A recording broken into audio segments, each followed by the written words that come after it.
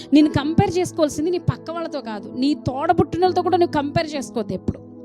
నిన్ను లేకపోతే నీవు వివాహ సంబంధం కలిగిన వ్యక్తితో నువ్వు కంపేర్ చేసుకోవద్దు, నీకు పుట్టిన బిడ్డలతో నువ్వు కంపేర్ చేసుకోవద్దు, కానీ వాక్యంతో కంపేర్ చేసుకో. హల్లెలూయా. వాక్యంతో సరి చూసుకో. హల్లెలూయా. అప్పుడు మనం ఏంటో మనకి తెలుస్తుంది. మన జీవితాల్లో వాక్యానికి ఇచ్చే ఇంపార్టెన్స్ నువ్వు ఎప్పుడైతే ఇస్తావో ఖచ్చితంగా మన జీవితంలో ఆశీర్వాదానికి కారణం అవుతాం. హల్లెలూయా.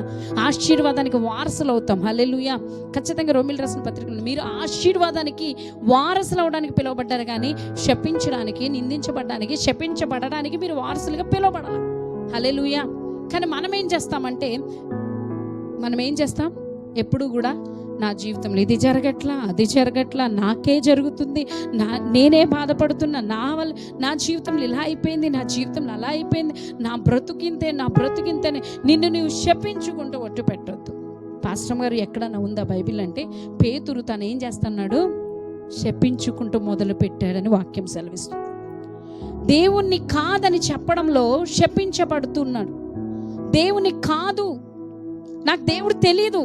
అక్కడ చిన్నది అంటుంది, నీవు వానిలో తిరిగిన వానివే, నీ స్వరము ఆయనతో తిరిగిన వానిగానే ఉంది, నీ భాష వేరే ఉంది. సేవ చేసే వాళ్ళ భాష వేరే ఉంటుంది, దేవునిలో ఉండే వాళ్ళ భాష వేరే ఉంటుంది, వారి మాట తీరు వేరే ఉంటుంది, వాక్యం వేరే ఉంటుంది, ప్రార్థన వ్యక్తిత్వం వేరే ఉంటాయి. హల్లెలూయా. అంటే లోకంలో ఉన్నట్టు నీవు ఉండలేవు, ఎందుకంటే నువ్వు ప్రత్యేకించబడిన వాడవు, ప్రత్యేకించబడినాను. హల్లెలూయా. నీ మాట తీరు వేరే ఉంటుంది, నీ నడవడి వేరే ఉంటుంది, నీ ఆలోచన వేరే ఉంటుంది, నీ పిలుపు వేరే ఉంటుంది, నీ సహనం వేరే ఉంటుంది. నీవు ప్రత్యేకించబడిందాను కనుక ప్రత్యేకమైన లక్షణాలే ఉంటాయి. హల్లెలూయా. పిచ్చి మొక్కకి పెంచుకున్న మొక్కకి తేడా ఏంటంటే, పిచ్చి మొక్క ఎక్కడైనా బ్రతుకుతుంది, పెంచుకున్న మొక్క సఫిషియెంట్ ప్లేస్లోనే, ప్రత్యేకించబడిన స్థానంలోనే అది బతుకుతుంది. హల్లెలూయా. మన జీవితాల్లో ప్రత్యేకించబడిన వారుగా మనం లేనప్పుడు ఆశీర్వదించబడడం కష్టం. ప్రత్యేకించబడిన వారుగా లేకపోతే ఆశీర్వాదానికి కారణంగా మనం ఉండగలిగితే దేవుడు ఖచ్చితంగా మనల్ని దీవిస్తాడు. హల్లెలూయా. చూద్దాం ఒకసారి రోమిలు రాసిన పత్రిక 9వ అధ్యాయం 3వ వచనంలో ఒక మాట రాయబడి ఉన్నది, పరిశుద్ధాత్మయందు నా మనసాక్షి నాతో కూడా సాక్ష్యం ఇచ్చుచున్నది, సాధ్యమైన ఎడల దేహ సంబంధమైన నా సహోదరుల కొరకు నేను క్రీస్తు నుండి వేరై శాపగ్రస్తుడనై ఉండగోరుతుందును. చూడండి, అక్కడ చెప్పబడిన మాట, పరిశుద్ధాత్మయందు నా మనసాక్షి నాతో కూడా సాక్ష్యం ఇచ్చుచున్నది. ఒకటి పరిశుద్ధాత్మ, రెండు తన మనసాక్షి సాక్ష్యం ఇస్తుంది. ఎవరికి? పౌలు గారికి. ఒకటి ఎవరు సాక్ష్యం ఇస్తున్నారు ఆయనకి? పరిశుద్ధాత్మ దేవుడు. రెండు మనసాక్షి. నీ మనసాక్షికి తెలియాలి నువ్వేం చేస్తున్నావు అన్నది. నీ మనసాక్షికి తెలియదు, నువ్వు మనసాక్షికి తెలియాలి నువ్వేం మాట్లాడుతున్నావు, నీ మనసాక్షికి తెలియాలి నువ్వేం చూస్తున్నావు అన్నది. నీ క్రియలు నేను గుర్తెరుగుదునని ప్రకటన గ్రంథంలో 2వ అధ్యాయం 7వ వచనంలో రాయబడి ఉన్నది. నీ యొక్క క్రియలు నేను గుర్తెరుగుదును, నీవు చేసే పనులు నాకు తెలుసు, నువ్వు చేసే కార్యాలు నాకు తెలుసు అంటున్నాడు దేవుడు. ఆయన కన్ను మూయడం ఎవరి వల్ల కాదు, ఆయన కన్ను భూమి అంతటి మీద తిరుగుతూనే ఉంది. హల్లెలూయా. ఆయన కన్ను ఇక్కడక్కడ లేదండి, భూమి అంతటా తిరుగుతుంది. ఎంత రహస్యంగా వెళ్ళిపోయినా దేవుడు చూస్తాడు, పట్టపగలైనా చూస్తాడు, కారు చీకట్లోకి వెళ్ళినా చూస్తాడు, అఘాతంలోకి వెళ్ళినా చూస్తాడు, ఆకాశపు అంచుల్లోకి వెళ్ళినా చూస్తాడు. హల్లెలూయా. అటువంటి దేవుని మనం కలిగి ఉన్నాం. హల్లెలూయా. అందుకే దేవుడు చెప్తున్న మాట ఏంటంటే, మన జీవితాలు ఎలా ఉండాలంటే సాక్షిగా ఉండాలి. పరిశుద్ధాత్మ పౌలు గారి గురించి చెప్తున్న మాట అక్కడ రాయబడిన మాట, పౌలు గారు చెప్తున్నారు, పరిశుద్ధాత్మయందు నా మనసాక్షి నాతో కూడా సాక్ష్యం ఇచ్చుచున్నది. పరిశుద్ధాత్మ నాతో పాటు నా మనసాక్షి రెండు కూడా ఏం చేస్తున్నాయి? సాక్ష్యం ఇస్తున్నాయి. ఈరోజు మన మనసాక్షి మనకు తెలియాలి. హల్లెలూయా. మన మనసాక్షి ఎలా ఉండాలి? ఎలా ఉండాలండి? పరిశుద్ధాత్మ సాక్ష్యం ఇచ్చేవానిగా ఉండాలి. ఎప్పుడు కూడా మన మనస్సాక్షి మనకు సాక్ష్యం ఇవ్వకపోతే, చూడండి అక్కడ రాయబడిన మాట ఏంటంటే, సాధ్యమైన ఎడల దేహ సంబంధులైన నా సహోదరుల కొరకు నేను క్రీస్తు నుండి వేరే శాపగ్రస్తుడై ఉండగోరుచుందును. అంటే ఎప్పుడైతే అక్కడ రాయబడిన మాట ఏంటంటే, సాధ్యమైన ఎడల దేహ సంబంధులైన, ఎవరంటండి? దేహ సంబంధులైన నా సహోదరుల కొరకు. మీకు అర్థమవుతుందా? దేహ సంబంధులు అంటే దేవుని ఎరగని వారు అని అర్థం. రోమిలు రాసిన పత్రిక 8వ అధ్యాయం 5వ వచనంలో ఉంటుంది.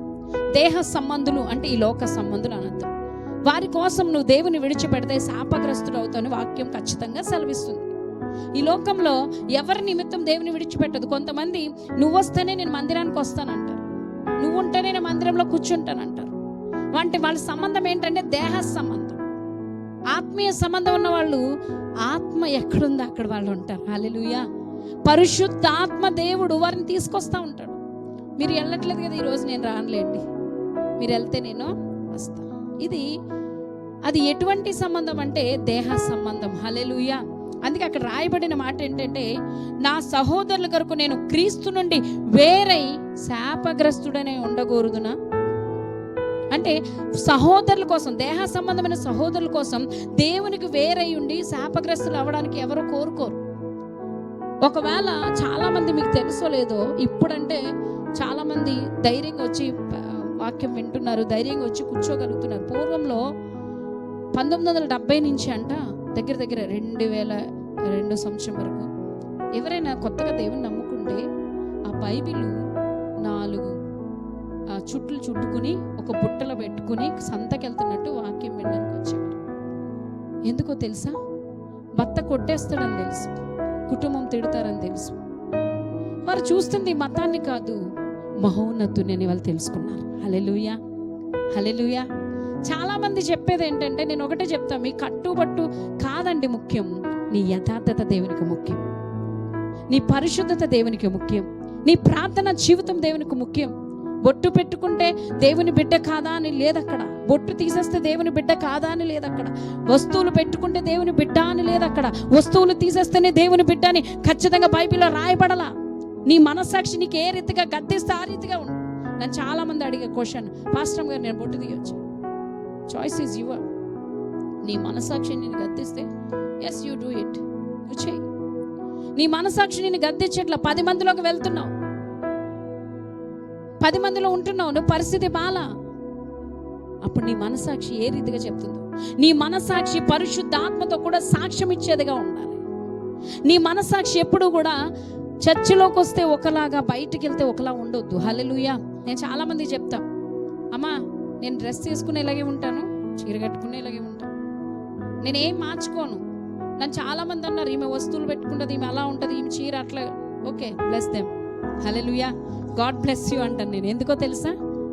నేను మార్చుకోవాల్సింది నా లోపలున్న దోషమైన క్రియలు, నా లోపలున్న పగలాంటి క్రియలు, నా లోపలున్న దరిద్రమైన క్రియలు, నీచమైన క్రియలు నా లోపలుండి అవి తీసుకోవాలి తప్పించి, నువ్వు బయటకు కనబడేవి తీస్తే బయట ప్రజలే చూస్తారు. ఆత్మీయ పురుషుడు చూడాలంటే ఆత్మ సంబంధమైన క్రియలు, దేవునికి నీకు వ్యతిరేకంగా ఉన్న క్రియలు, దేవునికి నీకు అడ్డుగోడగా ఉన్న క్రియలు, దేవుని నుంచి నిన్ను దూరం చేసే క్రియలు నీవు తీయగలిగితే సర్వోన్నతుడు, సర్వశక్తిమంతుడు, పరిశుద్ధాత్మ దేవుడు సాక్ష్యం ఇస్తాడు. నేను వచ్చే ముందు ఒకటన్నా, ప్రభా నీ ప్రసన్నత నా మీద ఉండాలి, నీ సన్నిధి నా మీద ఉండాలి. ఎందుకో తెలుసా? ఇక్కడ నిలబడడానికి అర్హత లేదు నాకు, కానీ ఆయన నాలో ఉంటే ఆయన ఎవరినైనా వాడుకుంటాడు. గాడిదని వాడుకున్నాడండి. ప్రవక్త తప్పు చేస్తే గాడిదని వాడుకున్నాడు ఆయన. ఎందుకో తెలుసా? దేవుడు తప్పును సరిదిద్దుతాడు తప్పించి తప్పును తప్పుగా ఉంచుకుంటూ దేవుడు నడిపించలేడు. క్రైస్తవ జీవితం, నిజమైన క్రైస్తవ లక్షణం ఏంటో తెలుసండి? క్రీస్తుని కలిగి ఉండడం అసలైన లక్షణం. ఎందుకు టెన్షన్ పడతావు? నీ దగ్గర దేవుడు లేనప్పుడు టెన్షన్ పడు, నీ దగ్గర సజీవుడు లేనప్పుడు టెన్షన్ పడు, నీ దగ్గర నీతిమంతుడు లేనప్పుడు టెన్షన్ పడు, నీ దగ్గర యథార్థవంతుడు లేనప్పుడు టెన్షన్ పడు, నీ దగ్గర పరిశుద్ధాత్మ దేవుడు లేనప్పుడు టెన్షన్ పడు.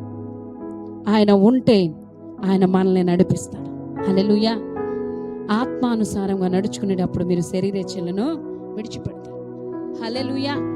ఎందుకు ఈ మాట చెప్తున్నాను? పరిశుద్ధాత్మ దేవుడు మన ఆత్మీయ జీవితం కోసం సాక్ష్యం ఇచ్చేదిగా ఉండాలి. పరిశుద్ధాత్మ గురించి ఎన్నోసార్లు చెప్పాను, పరిశుద్ధాత్మ గురించి చెప్తానే ఉంటాను. ఎందుకో తెలుసా? ఆయన విడిచిపెట్టే దేవుడు కాదు. అందుకే వాక్యం సెలవిస్తుంది, ఆయన అనాథగా విడవడు, ఆయన ఎప్పుడు మీతోటే ఉంటాడు. ఆయన అనాథగా విడవడు కానీ ఎప్పుడు మీతోటే ఉంటాడు. అంతేకాదు కానీ వాక్యంలో ఖచ్చితంగా చెప్తున్న మాట ఏంటంటే, సజీవుడు గనుక సజీవులు ఆయన్ని స్తుతిస్తారని వాక్యం సెలవిస్తుంది. హల్లెలూయా. అర్థమేంటి తెలుసా అండి? అర్థమేంటి తెలుసా మీకు?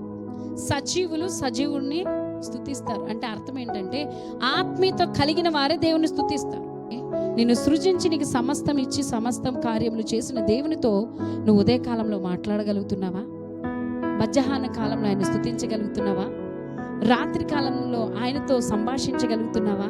ప్రభువా, ఈరోజు ఎంత కాపాడావు, నా కుటుంబాన్ని కాపాడావు, నన్ను కాపాడావు, నా జీవితం పట్ల నువ్వు చేస్తున్న కార్యాలను బట్టి వందనాలు. హల్లెలూయా. ఈ పరిచర్య ఎక్కడి వరకు రావడానికి గల కారణం ఏంటంటే, ఏ రోజు మేము పరిగెట్టలా, మోకరించాం, ప్రార్థన చేసాం, ఎన్నోసార్లు ఏడ్చాం. ప్రభా, ఎందుకయ్యా ఈ శోధనలో? మా ఆత్మీయ తండ్రి మొన్న మెసేజ్ వింటున్నా అంటున్నారు, నీకు శోధన వచ్చినప్పుడల్లా నీకు విజయం ముందుందని అర్థం. నీకు శోధన వస్తుందంటే నీ ముందర ఏమో తెలుసా, విజయం ఉందని అర్థం. హల్లెలూయా. నీకు శోధన వస్తున్నప్పుడల్లా, శ్రమ వస్తున్నప్పుడల్లా, కష్టం వస్తున్నప్పుడల్లా నీ ముందర ఏముంది? విజయం ఉంది. హల్లెలూయా. దావీదు యుద్ధం చేయడానికి ముందు దావీదు వెళ్ళలేదండి. దావీదు వెళ్ళక ముందు అక్కడ ఏముందంటే శోధన ఉంది. గొలియాత్ ఏం చేస్తున్నాడు? శోధనతో ఉన్నాడు. ఆ శోధనగా ఇశ్రాయేలు జనాంగానికి ఉన్నాడు. కానీ దావీదు వచ్చాడు, దావీదు ముందర నుంచున్నాడు. దావీదుతో యుద్ధం చేసిన వ్యక్తి ఏం చేశాడు? దేవుడై ఉన్నాడు, గొలియాతుని పక్కన పడేశాడు. ఒక్క దెబ్బతో మన జీవితాల్లో దేవుడు సహాయం లేకుండా మనం ఎప్పుడు కూడా ఆశీర్వదించబడలేము. చాలామంది, అప్పుడు నేను ఇల్లు కట్టుకున్నానండి, నువ్వు ఆశీర్వదించబడ్డావని అదే నా అర్థం. లేదండి, నేను పలానా 10 కాసులు బంగారం కొనుక్కున్నా, ఆశీర్వదించబడ్డారా? లోకంలో ఉన్నోళ్ళు కొనుక్కున్నారు.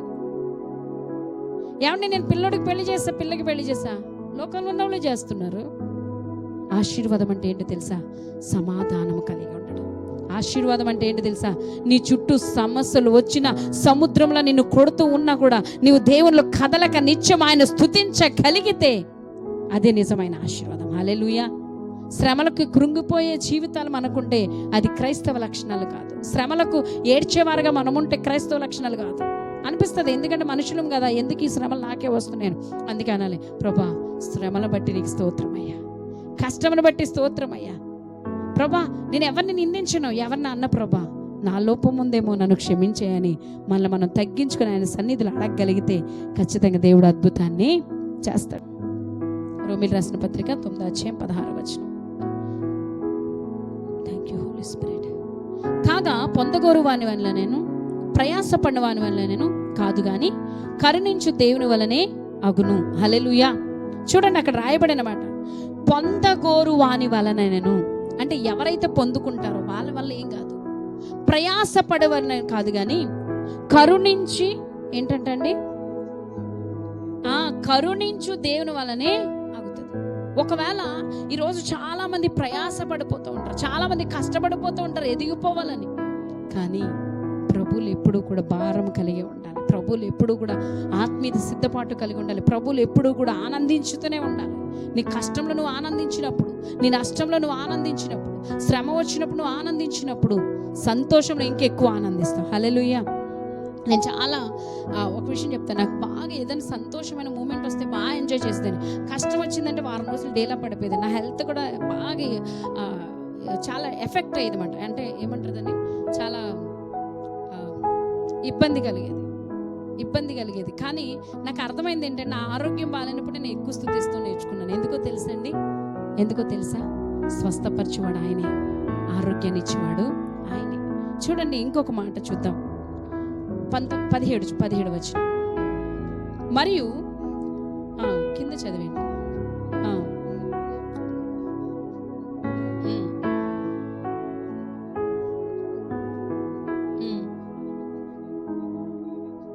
చూడండి, ఫరోతో చెప్తున్నారంట. ఎవరు?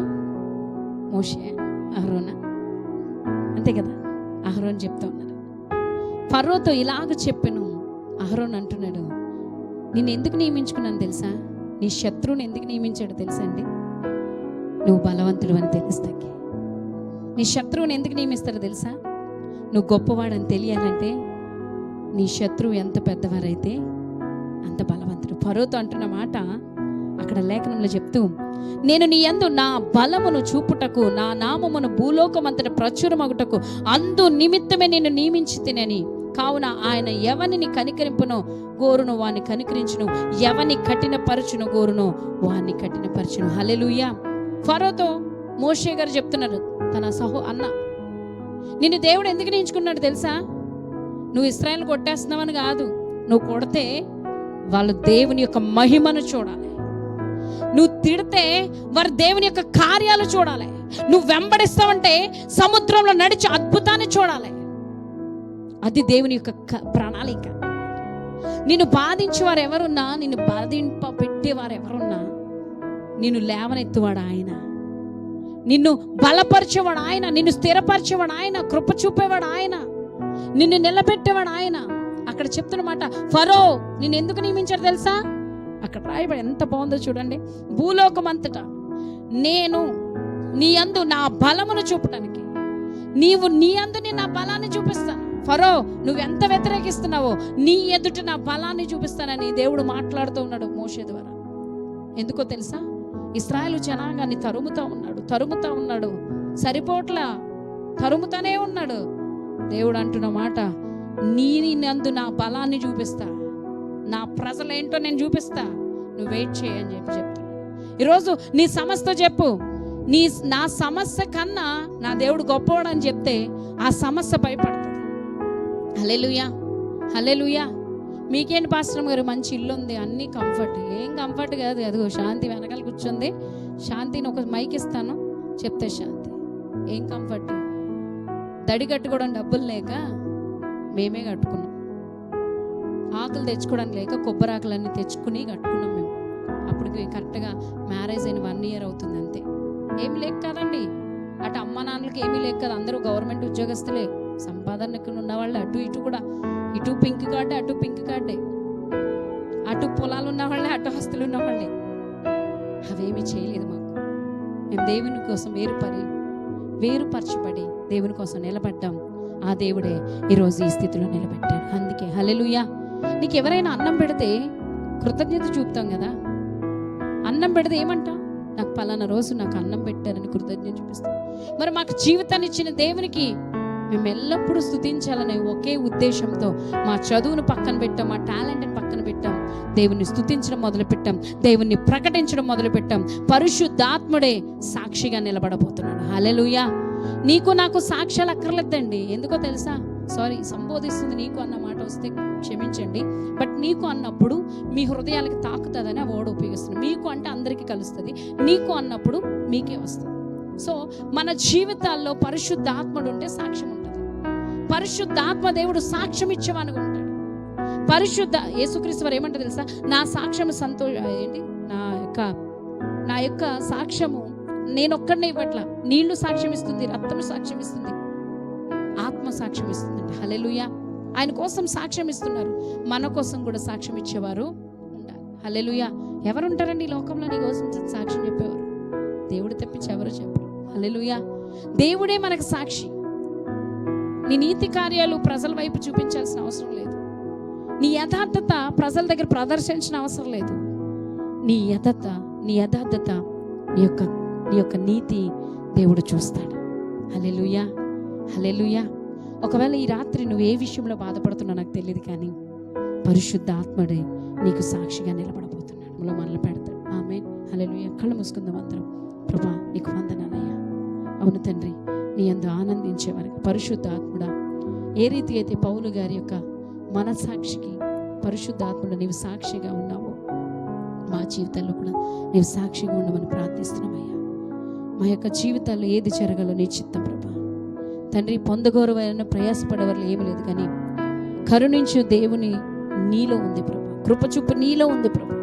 కరుణించువనగా, కృపచూపువనగా మమ్మల్ని అందరినీ బలపరచమని, ఈ ఆడియో మెసేజ్ లైవ్ చూస్తున్న ప్రతి బిడ్డను కూడా దీవించి ఆశీర్వదించమని, నీ రెక్కల చోటును భద్రపరచమని, ఈ కొడుకుని ఏర్పాటు చేసుకున్న కుటుంబాన్ని, కూడి వచ్చిన సమస్త బిడ్డలు వింటున్నవారు మైక్ ద్వారా తండ్రి, ఈ శబ్ద ద్వారా వింటున్నవారు ప్రతి ఒక్కరు కూడా దీవించబడునుగా కనపడవచ్చు. మా ప్రభును యేసు నామమున